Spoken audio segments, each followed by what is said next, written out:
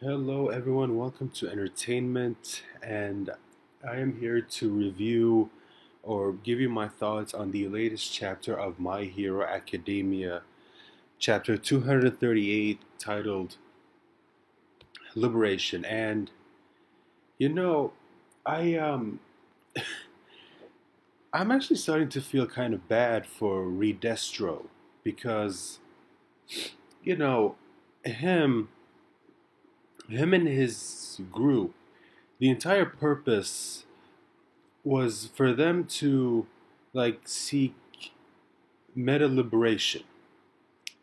You know, their entire purpose in life is to make they wanted to build a world where like people can just use their quirks without any limitations, without any restrictions. Like people could just go out there and use their quirks and not have to worry about anything. So I do think it's kind of ironic that the one person that's stopping him is someone who's been liberated, like someone who's using his quirk without any restrictions, whether those restrictions were made by society or more powerful, the restrictions made by the person who holds the quirk. Because if you think about it, a lot of people they put restrictions on themselves. Like this is something we see in a lot of stories that deal with people who have powers. Some people who have powers, they sometimes the writers do this thing where where a certain person who the reader could tell with this kind of power, I mean this guy should be near unstoppable, but they're not because understand that somewhere in their head they restrict themselves from using their power to its full extent, and it could be for a variety of reasons.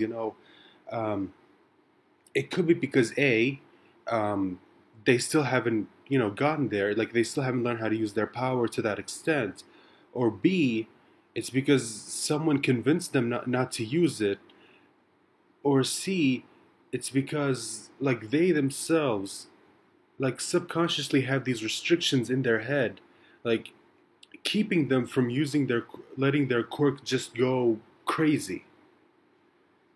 you know um say for example, how do I say this? Okay, for example, remember in Dragon Ball Z, the final Kamehameha battle between Cell and Gohan. Remember how um, Goku told Gohan that he's holding back because he's afraid that if he lets out too much power, it could damage the Earth. But Goku kept telling him, look, you need to forget about that. You need to right now focus on just destroying Cell, because if you don't, Cell actually will destroy the Earth. And, any damage you do can just be fixed with the Dragon Ball. So throughout that entire fight, Goku kept trying to tell him, you need to just forget about that. You need to just put it all out, no restrictions. And then, of course, he did, and Cell got, despite the power up, got completely obliterated. And that's sort of what I mean, because in this chapter, Redest, or at least that's what Redestro and his gang, if you think about it, that's what they're trying to accomplish. They want people to not be restricted when it comes to using their quirks, because they believe that their quirks are a part of who they are. And if they have restrictions being kept on it, whether it's by the person themselves or by society or by a certain individual in that person's life, they think that that shouldn't exist. That people should just you be able to use their quirks without fear of any consequence. And Shigaraki, he has that now. This guy, he's been completely freed of any restrictions. This guy's quirk is just, it's all out. He's not holding anything back. I mean, it's even symbolized by him destroying those hands he used to keep all over his body. He doesn't even, he said, yeah, I don't even need those anymore. And this guy, it's kind of terrifying because it kind of shows what someone just letting their quirk go loose could accomplish. I mean, it might vary depending on the quirk, but if your quirk is something that, if your quirk is, I can destroy anything just by touching it, and right now there's no limitations, no restrictions, I mean, that quirk can be pretty dangerous. Like literally anything you touch could just crumble into dust, and that's it. And we even see like that kind of power here in this chapter. I mean, this guy took Redestro's 100% stress bomb, like no holding back, none of that, and he just tanked it like it's nothing. He even said like all he has to do is come in contact with it before it even hits, and he can just destroy it. And to me, that's kind of terrifying because when you think about it, how is anyone supposed to fight this guy now? I mean, this guy can destroy an attack before it even connects. I mean, this is kind of broken when you think about this. I mean, it's crazy. I mean, to think that. I mean, you even see in the chapter like the impact from Redestro's 100% stress bomb caused like this massive destruction. So naturally, you think if it hits someone, they die right there. But again, Shigaraki, like he even says, all I have to do is make contact with it before it hits me, and that's it. So it makes you wonder, like when Izuku and him finally do fight, like how the hell is Izuku supposed to how the hell is Izuku supposed to um, beat this guy? Because you would have to you'd have to knock the guy out before he even knows what's happening. Like also this guy is like he's proven his reaction time is insane. Like I'm not talking like maybe okay maybe he's not like light speed reaction time, but still his reaction time is insane. I mean, how do you make contact with an attack before it makes contact? I mean, this guy he's gotten to be insanely dangerous. I mean, Jesus, like if you think about it, if for anyone who complains that Izuku's about to be like insanely overpowered because of the extra quirks he's about to get, and right now he has two. He has the one for all, obviously, and he has the Black Whip. And not to mention, there's five more quirks that he's gonna learn. And let's remember, like he still hasn't mastered One for All or Black Whip. Like he's only at with One for All, he's only at like 20%. Even though we saw like a small glimpse of what 100% full cowling, we saw with the in the overhaul arc. So that was sort of Horikoshi giving us a glimpse as to what it might look like. I mean, who knows? Maybe it's going to be different because you know like Izuku, he's it depends. Like he could get stronger,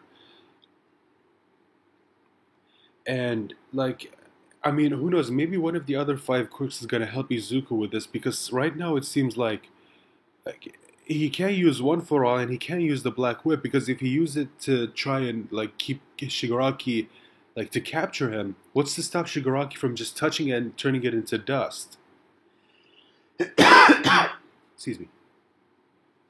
You know, what's to stop Shigaraki from doing that? So, I mean, unless one of the other five quirks that he gets is going to let him like attack Shigaraki, like let's hope that one of them is a long range quirk because I feel like that's the only way.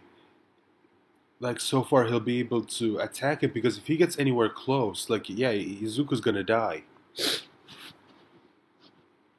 And it's interesting because it's interesting because Redestro throughout this chapter he keeps like talking like in his head. He says that there's this feeling that he keeps getting that he doesn't know what it is. At first, he thinks it's fear, but he says no, that can't be true because remember, his quirk is basically like he can take all the stress he's accumulated and like add it to his physical strength. So the more stressed out he is, the stronger he should be. So he deduced that if it's fear, then he should be stressed, and that should make him stronger. But it isn't. So he's wondering like, what the hell is this? And I mean, it's interesting because um, he's wondering like what exactly is this, and the entire time he's fighting Shigaraki, or at least after Shigaraki's been like liberated, according to him. And he says that, yeah, I mean, naturally every quirk user should like strive to like be able to use their quirks freely, like no restrictions, none of that. And right now, standing there and standing in front of him is someone who's accomplished that. So, like, you would think, is it possible that Redestro is like maybe he's not as stressed out as you know he believed he would be, or at least he's not as stressed out as he used to be after he met Shigaraki, because like he thought that he was just some villain that was just out to destroy. And I mean, in a way, he is. Like he thinks that he doesn't have a cause to fight for like he does, and like everyone in the in the Liberation Army. But and by the end of the chapter, I mean, he even says like, yeah, I mean, this feeling in my chest that I have, I think, and again, I'm taking a guess because that's where the chapter ends, and we're not going to get another chapter in 2 weeks. Like I'm guessing like he's taking a break for the next week. Um, like he's wondering, like, is it possible that he feels relief? Like maybe in some way he feels that Shigaraki, like through him, people will finally be able to use their quirks without restrictions. Because if you think about it, it's actually interesting. Think about everything that's been going on ever since this whole war between the League of Villains and the Metal Liberation Army. Think about what's been happening. Think about what we've been seeing. We've seen two people who have evolved their quirks, that being Toga and Twice, right? And now Shigaraki, three people.